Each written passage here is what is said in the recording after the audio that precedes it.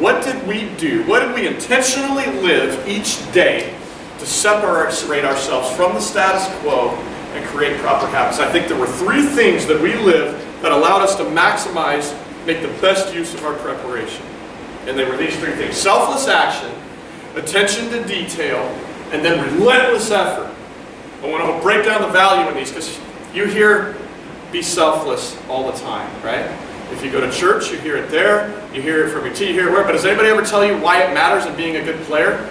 Because I think sometimes there's a false narrative out there like, man, that's the moral thing that I'm supposed to do, but to really enhance my career, I need to be a little bit self-serving and get mine.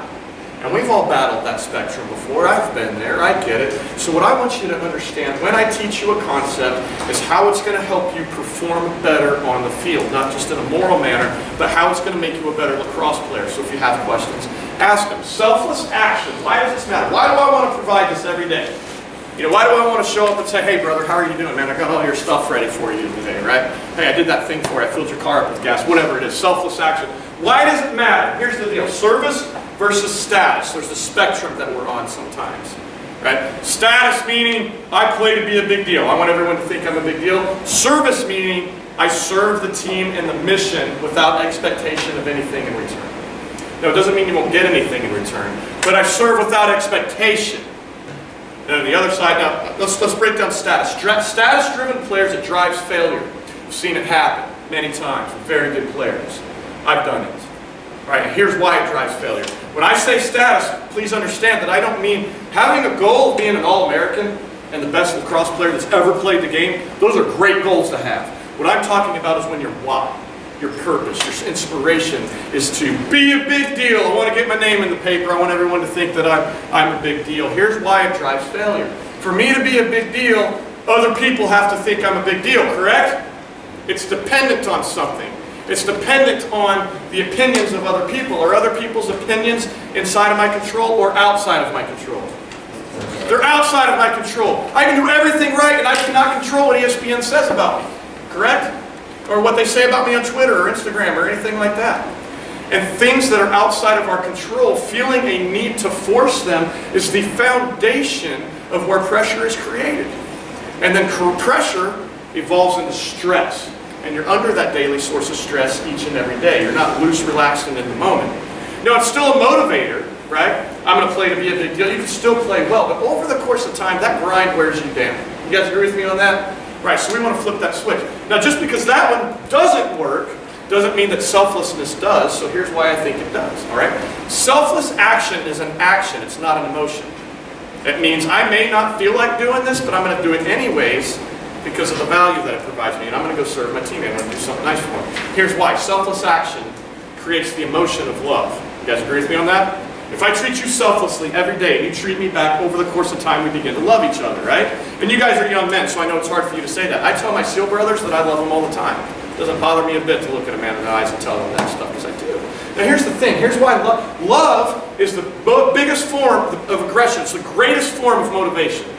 You can operate out of hate, out of fear, out of lots of emotions, but love is the best one. And here's why, and I think I'll prove it to you, okay?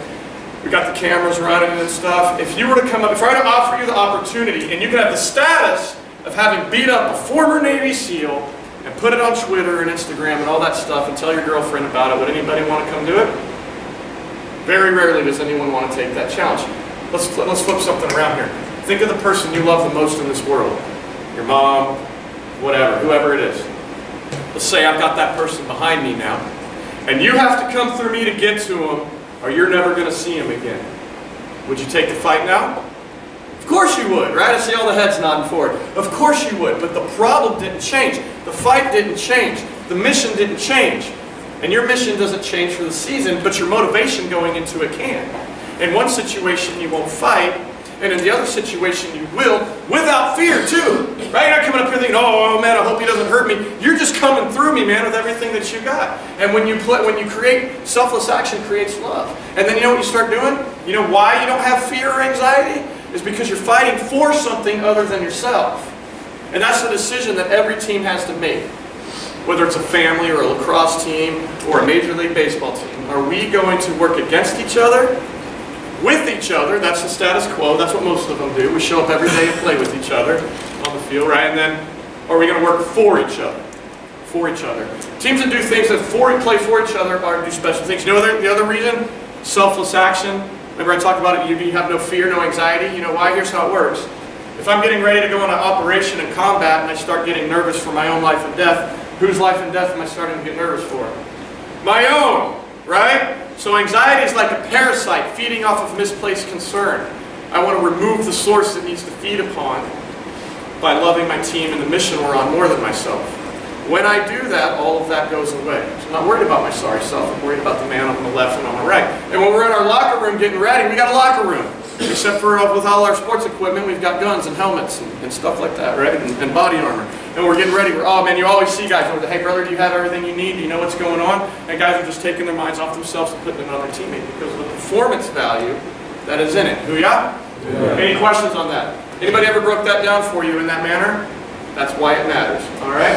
Attention to detail is the third thing, or the second thing that we want to apply every day. This is what we want to intentionally live each and every day we show up. Here's why it matters. Our instructors used to tell us when we were on the range shooting or doing whatever it is we were doing, they would say, do things, there's two ways to do something, guys. The right way or again. The right way or again. To create that proper muscle memory and habitual response when it matters most. But again, it's not only, and there's 7 fundamentals to shooting a weapon. And when I was on the range, I would think about them. I would hone those in. I would make them a part of my, just man, right, I can't. They say we don't do it until we get it right one time. You do it until you cannot get it wrong. And when I would do that on the range, man, just building those things in, internal focus. But when I got in a gunfight, all that focus was where? Was it internal? Now it's external on the man trying to kill me, correct? And so when you're doing your practices and you're doing all the work that you're doing, the controllable fundamentals, you're building that internal focus. But when you're in the game, where's that focus go? It's external on the guy you're competing against, correct? And you're simply responding, and that's why we want to build those things properly. But remember, attention to detail doesn't matter just in mechanical processes. Every time you meet disappointment in your life, going somewhere, traffic, spill my coffee on my pants, whatever it is, man, this, that. When you meet disappointment, it's an opportunity to say, good, bring it on, right? Because you can learn to build proper mental responses to adversity, even in the simple things. Also in culture, right? When things get hard, you can say, hey man, instead of focusing on myself, I'm going to look left, right, and mission, so that you're building that attention to detail into your culture. The other thing is this, with attention to detail, one of the biggest pieces isn't just action, but it's also focus. Be where your feet are. Do you ever read a book and you read like 7 pages in and then you're thinking, I have no idea what I just read. You read the words, but you didn't retain any of the information. You ever think about class when you're on lacrosse practice and ever thinking about lacrosse when you're in class? Right, and you just get right, exactly, we all do it and whatever. And think, okay, that's what I'm talking about, man. Have intention and purpose and focused on every rep. Everything that you do at practice, attention to detail. And then give your mind a break later, relax on things, but when you're there, be engaged. Hoo-yah? Hoo-yah. All right, let's move on. Relentless Effort. My friend Sean was on the History Channel, and we were trying to come up with ways to describe. He was on the Selection. Any of you guys watch that show? They take the civilians and put them through the train, whatever. Anyways, I told him I'd call it effort that currently feels unreasonable until it feels reasonable. He calls it insane work ethic. It's the same concept though, right? We both felt like this was important. I'd say this, comfort zones, to build mental toughness, you've got to shatter those comfort zones. Comfort zones are imaginary, they're not real, it's just a term that sports psychologists came up with. They're self-imposed, they're limitations we place on ourselves, no one else puts them on us, right? And they're selfish. They're selfish because they limit my ability on what I'm able to give to my team each day. I think, man, I don't like getting up in the morning. I don't like working hard. I don't like whatever it is. I don't either, man, but I do it anyways because what I want is worth it to me. Right? And I learned this lesson through a swim at Bud's. We had to do 2-mile ocean swims at Bud's in SEAL training, and I was failing them. I wasn't swimming fast enough. Right? Well, Hell Week is 5.5 days without sleep. You sleep a total of 4 hours the entire week. That's the video that you just watched. I made it through that, but I was still in jeopardy of getting kicked out or rolled into another class because I couldn't pass the swims. So I got out of we were getting ready to do one, and I thought, what am I going to do to pass this swim? And if I'm going to go home and tell everyone that I did everything that I could, so I wanted to have integrity, that's what integrity is, doing what you say you're going to do, right? I know I needed to know that I gave relentless effort. So I thought, I'm going to swim as fast as I can until I throw up. Then I'll know that I swam that I gave as much effort as I possibly could.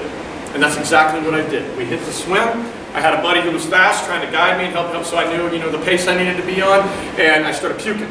And then I tried to swim faster, and then I puked again, and then I tried to swim faster, and I puked again. But you know what? I passed that swim. But here was the key. That wasn't the only one. We had more swims to do.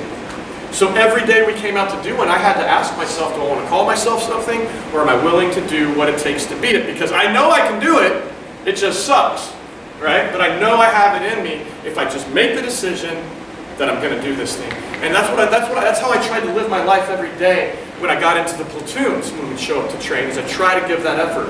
Not can I go harder, but how hard can I go? Not can I give more, but how much can I give? Because my biggest fear was not dying. I didn't want to die. That was number 2. It was up there. But my biggest fear was getting a teammate killed. Not because I missed a shot or made a decision that did not produce good results or whatever. Those things happen. You make mistakes and errors and whatever, all right? But maybe I lose my focus because I go into that self-loathing and I think, man, it's hot and tired. We've been over here for so long, and then bam, shot comes through and kills my buddy.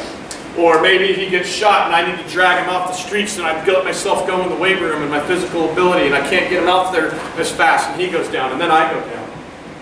And then I have to go home and I have to look at his family and say, your father, your husband, whatever, is dead, knowing that I could have saved his life, that I could have done something about it. Again, not because you miss a shot or do things like those things happen, but the controllable things, and knowing that I hadn't mastered that. That was my biggest fear. And every day you got to ask yourself that too. And the worst feeling in the world would be looking back on the season, not having lost, but looking back and having lost and thinking, man, we really could have done more. We wasted that time, that opportunity that we had. You got to ask yourself that every day, man, and go as hard as you can. Booyah? Yeah. When you do that, you're